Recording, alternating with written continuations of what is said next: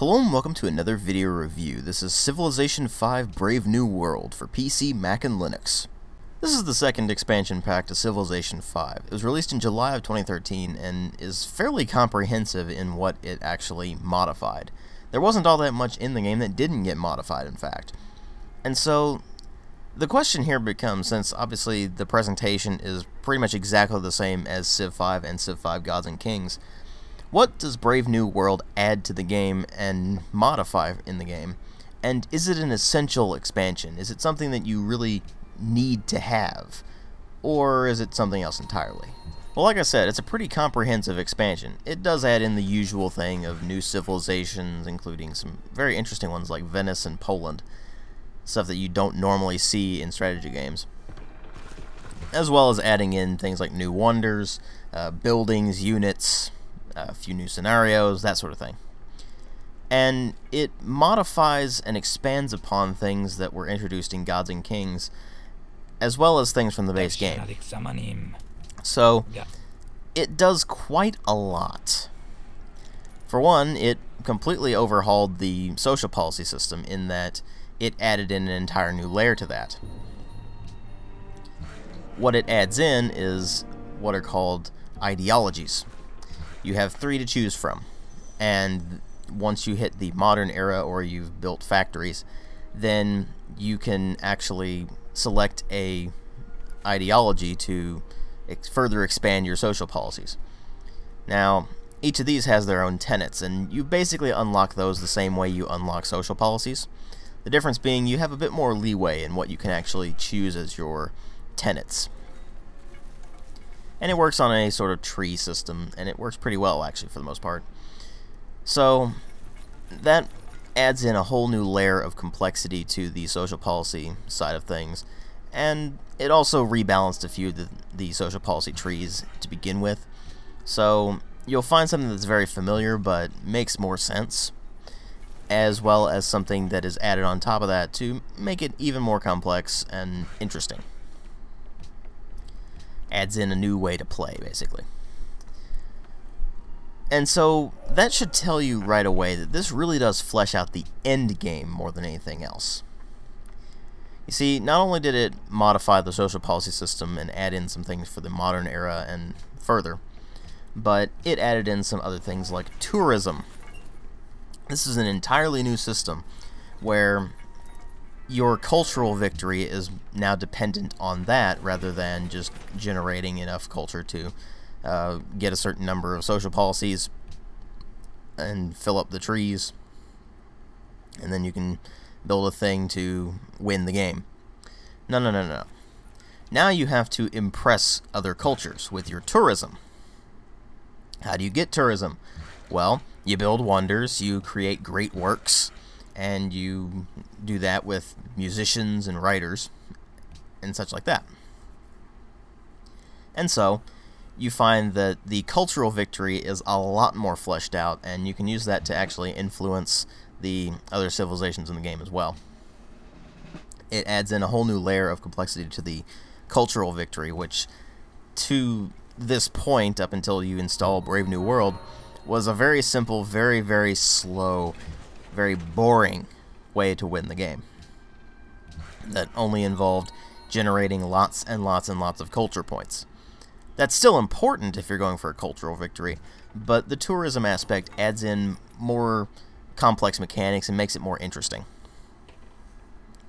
They also modified the trade system. You can now build caravans and their equivalent in the seas, and you can use these to trade between cities. Now, you can do this between city-states and your own cities, or other civilization cities and your cities. And you do actually get influence going back and forth. For instance, if one civilization has, say, Christianity, and your civilization has Hinduism, well, you're going to influence them with the Hinduism, while they're going to influence you with the Christianity. And you'll see that that affects the religion status in your cities as well, so you have to be careful with how you balance that out. But it is a really good way to earn money. So, the trade is more complex now, and it actually works pretty well for the most part. There are some weird things with it here and there, but usually it's just technical problems that don't really pop up all that much. And so that adds in more as well. And all of this ties together with the diplomatic victory.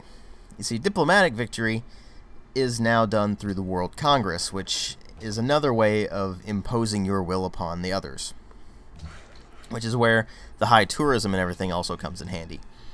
You see, once you get to a certain part in the game, which is specifically the Renaissance, when somebody discovers the printing press and you've met all of the other civilizations in the world, you can found the World Congress. And this meets to vote on various world policies. And these are things like doing the World's Fair or other such things like that. These can benefit and detract from all of the civilizations. Certain civilizations are going to benefit more from certain policies than others. And certain policies are going to outright be a detriment to other civilizations. So it becomes a kind of balancing act. You don't want to piss everybody off too much, because, let's face it, you get everybody mad at you, you're not going to be elected the world leader. And at the same time, you don't want to go with everything that the other guys want to go with, because it's not going to benefit you. So you have to play it smart. And this is where a lot of the diplomacy comes in. You gotta be on good relations with certain civilizations. You have to be on good relations with city-states. And the more good relations you have with city-states, the more votes you got. And so, it's a diplomatic balancing act. You have to pay attention to what's going on in the world, who's at war with who to mooch on, who not to mooch on, that sort of thing. And so that adds in more complexity to the diplomacy, which fleshes out a mechanic that was frankly rather weak in both the base game and in Gods and Kings.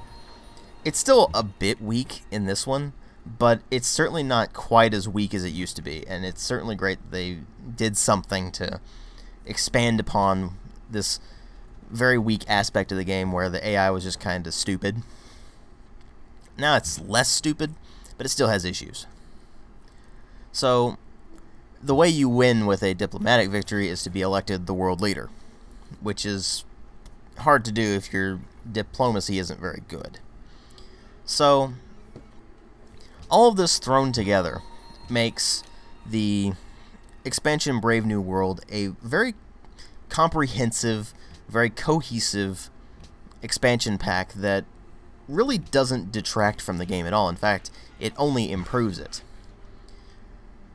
Admittedly, it does make it more complex, which means you have to pay more attention to what you're doing, and it's also less accessible than it used to be. But it's actually done a very good job of putting this all together in a package that is actually fairly easy to pick up compared to most strategy games out there. And so, what ends up happening with Brave New World is that not only is it a great expansion pack to have, I'd say it's almost a necessity. It brings Civilization V up to a whole other level. Gods and Kings improved it pretty dramatically, and Brave New World takes it that extra step. It makes it much more of a complete experience. And so, I feel like if you own Civilization V and you enjoy Civilization V, you have to own Brave New World. Because, like I said, it's an excellent expansion pack for what it is. It really does flesh out that game and make it just a much more complete experience. If you're going into Civ 5, you might as well pick up the complete version of the game that includes both Gods and Kings and Brave New World. Because, again, it fleshes out the game even further. But that said, it still does have some issues by nature of it being an expansion to Civ 5. It still has that almost oversimplified issue to it. And at times, you do find that the mechanics don't work quite as well as they should, but it's usually not enough to ruin the experience. It's just enough to make the experience slightly less enjoyable than it probably could be. But all in all, I do have to recommend Brave New World quite considerably. I give it a 4 out of 5. Thanks for watching.